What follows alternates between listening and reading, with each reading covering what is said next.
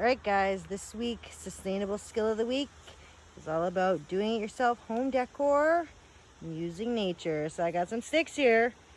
We're going to turn this into a cool blanket ladder or towel ladder. So check it out. So I measured and got all my pieces cut.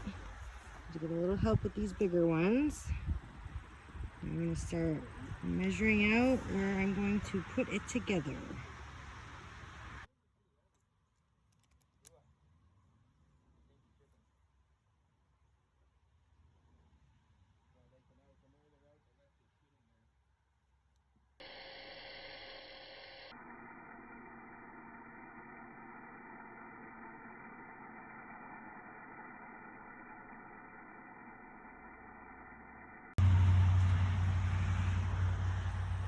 All right, I got it all screwed together. It's looking pretty good.